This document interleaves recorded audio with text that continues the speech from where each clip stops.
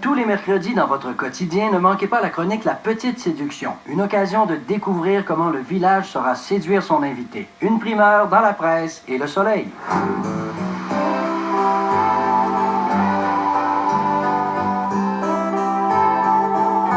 Non, c'est pas où qu'on s'en va. Non, mais moi j'ai l'impression qu'on s'en va par là parce que le cheval a l'air aligné dans ce sens-là. Hey, méchant guide. Allez sur 4, là, vous cherchez un guide, là. Par là-bas. Salut, salut. Venez vous asseoir, on va parler d'histoire, on va se conter des histoires. Parfait, on aime ça, l'histoire. Soyez le bienvenu. Danny. Salut. Philippe. Salut, Bienvenue. Quel est votre nom? Moi, c'est Luc. Luc. C'est beau chez vous aussi? Ah, c'est un beau coin. C'est Ah ouais? c'est un coin spécial, hein? Parce que c'est ici que la première terre a été défrichée OK. en 1893. À l'origine, dans le coin, ils devaient faire le village. Mais étant donné que quand c'est venu le temps de construire l'église, là, au printemps, elle montait trop. Fait que là, ils ont transféré l'église où est-ce qu'elle est aujourd'hui. C'était pas à bonne place. C'était pas à bonne nécessairement, place, c'est ça, justement. Si aujourd'hui nous sommes placés près de ce gros arbre-là, c'est tout simplement parce que quand j'ai fait l'arbre généalogique des familles, ça m'a permis de dresser l'histoire du village. Et en 1893, M. Pierre Plouffe, il est parti de Sainte-Agathe-des-Monts, puis rendu à Kamika, au bout de 2 jours environ. Ils ont pris les canaux, puis ont suivi la rivière Kamika, puis se sont emmenés jusqu'ici. Et ici, Pierre Plouffe a débarqué avec son fils Joseph, et ainsi que ses 2 neveux, les enfants de Léon Plouffe. Il cherchait quoi? Il cherchait à coloniser? Il cherchait Oui, il cherchait à coloniser, ouais, c'est ça. occuper du territoire? De plus en plus, parce qu'ici, c'était une région agricole, hein, fait que il fallait qu'ils fassent de la terre neuve, puis Travaillait fort, beaucoup. Part de la Justement. base. Dessoucher, sortir les roches. Oui, justement, être dans les mouches, puis tout ça, là, c'était quelque Tout ça chose. avec les chevaux? Oui, avec des chevaux. C'est comme ça me rappelle quand M. Édouard Paquette est arrivé, avec Palmier Guindon. Ils sont arrivés en 1895, ils arrivaient des États-Unis. Fait qu'on peut imaginer Édouard dire à Palmyre, regarde, Palmyre, c'est ici qu'on va commencer notre nouvelle vie. L'été passé, j'ai construit un petit camp. Puis tu peux voir que cette immense forêt va laisser place à de la terre neuve et à des champs cultivés à perte de vue. Puis par la suite, M. Édouard Paquette était reconnu pour être un bûcheron très fort. Donc il n'y avait pas d'outils, là? C'était Non. juste des gars d'or. Ils ont d'or, c'est ça, des grosses haches, c'est ça, justement. J'en suis bien fier d'Édouard Paquette parce que c'est mon arrière-grand-père. Ah ouais, OK. Cette passion de l'histoire me vient de mon père, quand il me racontait l'arrivée de son grand-père Édouard, justement, quand il est arrivé au village avec sa femme Palmyre. Tous les efforts, tout ce qu'ils ont fait pour défricher la terre. Puis je trouve ça important qu'on se rappelle comment les gens vivaient dans ce temps-là. Maintenant, je vais vous présenter M. Fernand Plouffe et Achille Plouffe. Oh, hein, la famille Plouffe? Oui, les petits-fils de Pierre Plouffe. Bonjour. C'est un téléroman, les Comment ça va? Bonjour, monsieur. Enchanté. Ça va bien. J'étais pas un gars qui tripait beaucoup sur l'histoire, même que j'étais très mauvais à l'école en histoire. Mais ça, je trouve ça très impressionnant de jaser avec des gens qui étaient ici au tout début, là. Comme ça, vous êtes né ici, vous, monsieur? Oui, on est nés ici.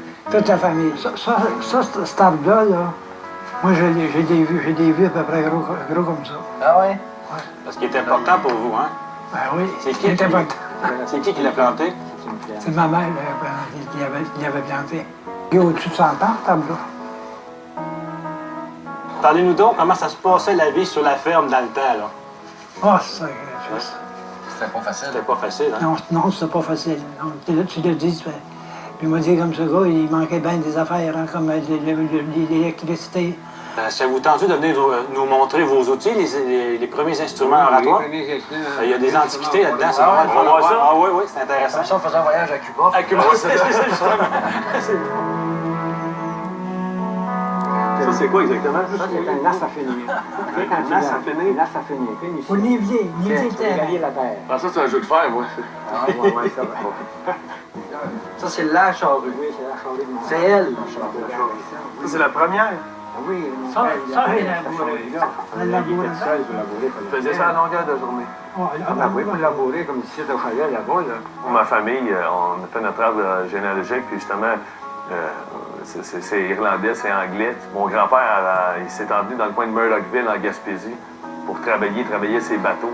Je trouve ça important. Je trouve ça important de savoir d'où tu viens.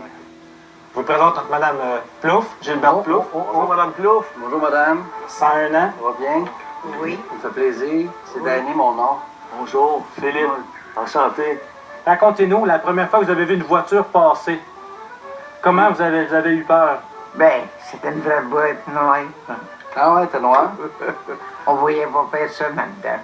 On n'avait jamais vu ça. Ben, c'est ça, c'est sûr. Pas de chevaux. C'est surprenant, ça. Ben, c'est sûr. Puis j'étais jeune. On était entré dans la maison en fureur. Vous aviez peur. Ça, vous avez vu le village évoluer, grandir. Hein? Au début, il n'y avait on a rien. vu évoluer ça. Pas d'électricité, Pas de pas de monde. Pas de téléphone. Vous faisiez quoi le soir? Ça, c'est là où vous contiez des histoires? On se couchait de bonne heure. Non, on se couchait de bonne heure, ben oui, OK. C'est pour ça que vous êtes en forme aujourd'hui. Nous autres, on se couche tard, on fait tard. C'est pour ça que je suis en forme Ah, aujourd'hui. Madame Plouffe, qui va avoir 102 ans, puis qui est lucide au bout, puis qui nous faisait des jokes. Avez-vous été marié? Non, Vous avez pas été marié? non. Ah non? Vous avez compris, vous? Hein, Je Charles? suis des amis. Oui, des Vous avez eu des copains? C'est comme Il y en a ça, ouais. toutes sortes de monde. Ben, c'est sûr. Et tu marié, toi? Ben non, je suis pas marié. T'es pas marié? Pas en tout. Ah, mais il y a des amis, là aussi. Ouais. Ah, oui. Chacun son goût, hein? Ouais, C'est ça. exactement. C'est ça. Moi, je passe beaucoup de temps avec ma grand-mère, puis j'aime ça jaser avec elle. Puis je me verrais très bien venir ici, m'asseoir sur le perron, 2-3 heures, passer un après-midi à jaser. là. C'est mon style, j'aime ça faire ça.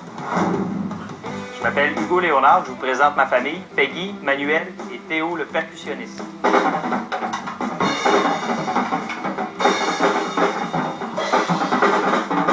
Puis on a toujours eu des cuillères qui traînaient, nous autres, dans la maison. Puis il s'est mis à jouer comme ça instantanément. Puis on est resté, on était en arrière, puis on le regardait aller, puis on faisait pas de bruit pour s'assurer là, qu'il n'arrête pas. Puis ça a commencé comme ça. On a commencé à faire des petites vidéos, et les vidéos se sont mis à se partager, puis ça a fait le tour, puis ça nous a amené à des émissions de télé. On a découvert le talent au mois d'avril, et le 10 août, on était invités à aller à l'émission de la rentrée de Belle-Évoque. Comme cadeau de participation, l'équipe de Belle-Évoque lui ont offert sa première petite batterie. Le temps de monter la batterie, il a commencé à jouer de la batterie à 10-15 minutes par jour. Puis on sait qu'il a un talent brut, mais on ne sait pas ce que ça va aller. Puis l'important, c'est qu'il s'amuse. C'est tout ce qui compte.